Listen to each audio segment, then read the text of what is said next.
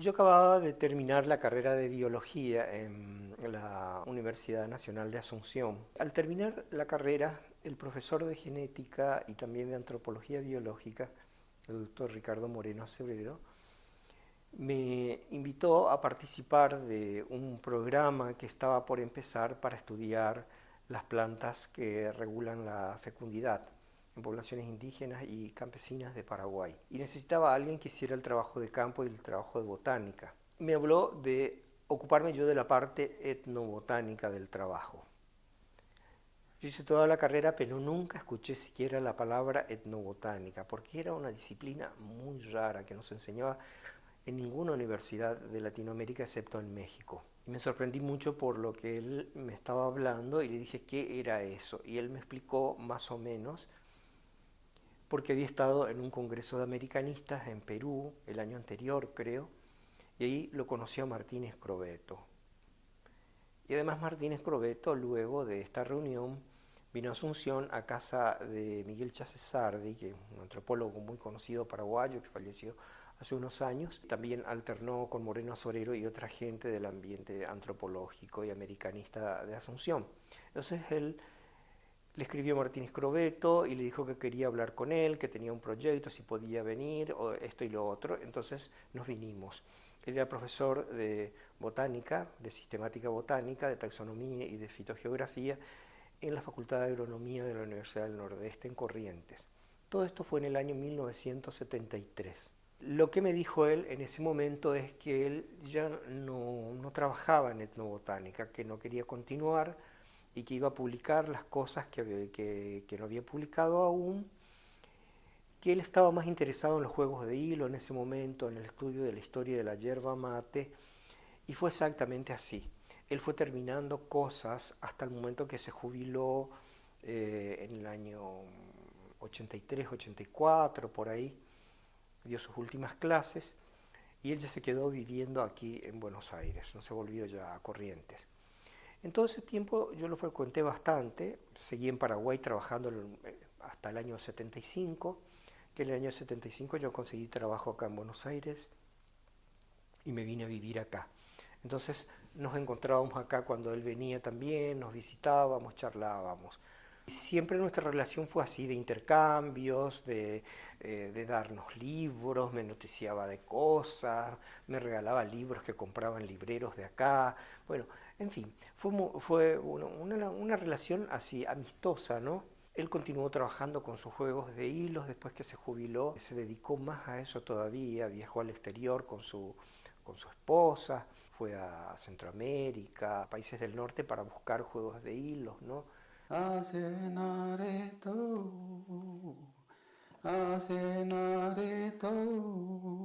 Fue él el que introdujo la palabra etnobotánica y etnobiología acá. El primer trabajo de etnobiología que se publicó acá es un trabajo sobre la alimentación de los guaraníes, ¿no? De Misiones, de los Muda guaraní de Misiones. Y ese podemos decir que es el primer trabajo específicamente de etnobiología, que incluye animales, que incluye cultura material, que incluye un léxico sobre comida, sobre formas de preparación, en fin, que tiene una visión que va más allá de la simple enumeración de plantas que se comen, ¿no? O de animales, que tienen, digamos, un contexto de la cultura y de la sociedad. Yo recuerdo perfectamente que vivía todavía en Paraguay cuando él me escribió una carta y me dijo que volvía de un viaje a Misiones, que estuvo con los Mudas, y que creía que era el último viaje que hacía, que volvía devastado.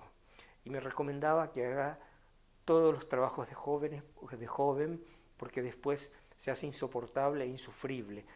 Me acuerdo perfectamente de esas expresiones de él y ahora ya creo que llevo paso largamente la edad que tenía él en ese momento y yo sigo trabajando, no seguí sus consejos, digamos, ¿no? La situación de los viajes en esa época también, en los años 70, era diferente a la de ahora, ¿no?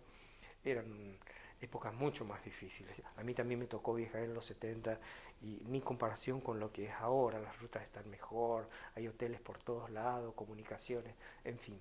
Lo de Martínez Crobeto fue evidentemente una época muchísimo más dura. Esas rutas de Formosa y de de la provincia de Chaco para el interior no estaban asfaltadas ninguna. Hace pocos años se terminó de asfaltar la ruta de Formosa a Embarcación. Lo que yo nunca le pregunté a él es cómo él se interesó o cómo se entusiasmó por la etnobotánica y etnociencias. Me imagino que eso puede ser a raíz de que él estuvo un par de años becado por el gobierno francés en París, el Museo de Historia Natural de París, que tenía en esa época, y todavía tiene, pero sobre todo en esa época, en los años 50, 60, era muy pujante y tenía una revista importantísima de etnobotánica y botánica aplicada. Yo me imagino que en los seminarios de ahí él habrá conocido al profesor Porter, a Jean Barrot, que son los padres de las etnociencias o de la etnociencia francesa. Y en el año 59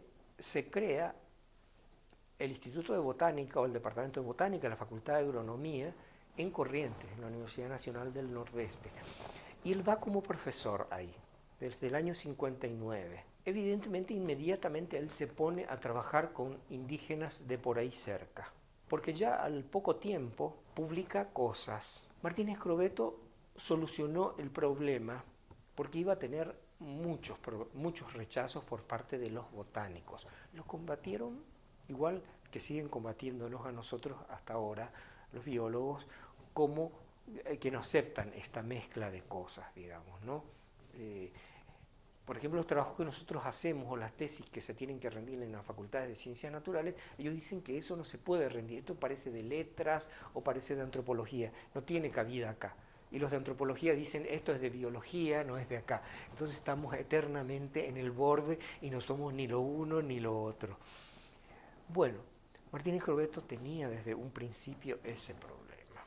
Yo me di cuenta que no solamente era que se cansó de los trabajos de campo, sino se cansó de probablemente de que le hacían sentir como que lo que él hacía era una superchería o una tontería. Él encontró que esta lista de nombres y usos de plantas eran más o menos potables y aceptables, pero si él ponía ahí el chamanismo o si ponía los cuentos, bueno, ahí ya la embarraba totalmente, ya era como para diversión de la gente, ¿no? Que entraba al terreno de las revistuchas de fines de semana, ¿no? Yo no, yo me aventuré a algo un poco más jugado en ese sentido y con cierto éxito o con no éxito y mezclé las cosas. Por ejemplo, no sé si ustedes conocen un trabajo mío, el primero más o menos importante que largué, que fue la etnobotánica lengua mascoy, donde yo metí una parte de chamanismo, donde metí los rituales, donde describí los rituales y metí las plantas, los animales que formaban parte para que se entienda. Martínez Crovetto eso trató aparte. Él podía haber tratado perfectamente como parte de la etnobotánica cosas que él fue desglosando. Me resultan muy difíciles de hacer. Pese a que de niño yo veía y aprendía algunos juegos de hilo, porque bueno, yo me crié en el Paraguay rural y eso se jugaba. Mis hermanos, mis primos, y yo mismo aprendí varias figuras a hacer. Y eso significan cosas, ¿no? Significa para la gente. Puede ser que en el momento de, no solamente es de destreza, sino que seguramente que los padres explican cosas o los abuelos explican con esas figuras, ¿no? Que son seguramente elementos de aprendizaje y que tienen relación con cosas propias de su cultura, porque no son juegos al azar, digamos, son figuras bien definidas que se hacen de determinada forma, tienen nombres, de elementos de la naturaleza, de hechos, de circunstancias, ¿no? Yo no he estudiado los juegos de hilo, pero hay gente que sí se ha dedicado toda la vida a trabajar en ese tema, ¿no?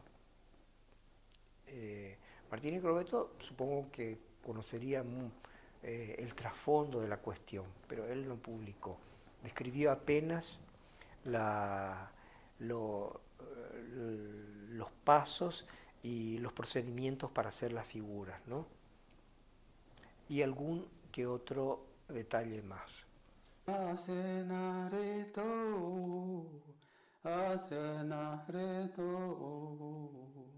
Eran amigos con Anne Chapman, al punto que Sara, la esposa, tenía un departamento, Anne Chapman acá, y ella le pagaba las expensas, la electricidad, en fin.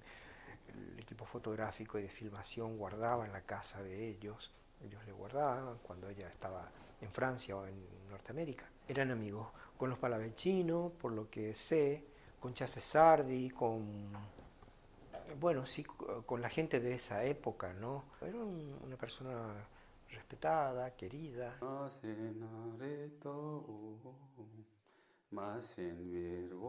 Tenía el don de la política, pero lo usó para la política universitaria.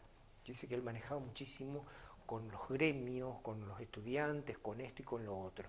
Y él recorría y charlaba, y uno podía ya anticipadamente sopesar por cómo se estaba moviendo, para dónde iba. Siempre salía ganancioso para donde él estaba trabajando. Él, por sobre todo, era bibliófilo. Era un bibliófilo. Eso es lo que noté, que fue su pasión, evidentemente. Se ponía muy feliz cuando encontraba un libro que quería. Y si ya lo tenía, avisaba a la gente que se interesaba por ese tema, o si no era muy caro, compraba y le regalaba uno. Yo tengo varios libros que Martínez Croetto me regaló de cosas de viejo. Él, cuando venía en Buenos Aires, o cuando vivía en Buenos Aires, se recorría los libros de viejo de Plaza Italia, de las librerías de los remates, y así se compraba las cosas más inimaginables, folletos, papeles, y los encuadernaba él. Él tenía un taller de encuadernación y aprendió y los encuadernaba él mismo. Él era muy aficionado a la fotografía. Fotografiaba él y las revelaba él. Estas fotos yo creo que están publicadas, no sé si todas, pero están publicadas. Y él se fotografiaba así un poco en estas fotos de grupo, porque después la gente pide que se les lleve las fotos.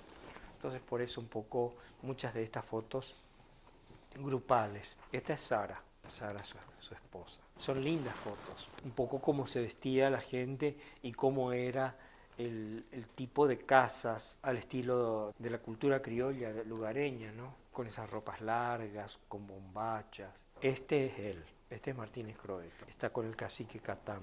Acá se lo ve muy bien.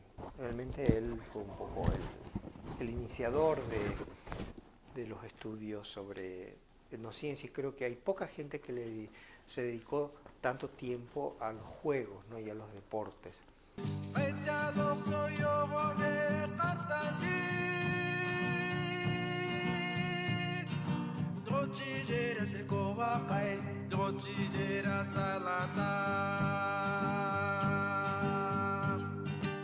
Hoylala, la miel rubiecita, alimento de nuestro antepasado que hoy está en nuestro monte, rico en proteínas, tanto que cuando un niño quedaba huérfano lograba vivir con esta miel.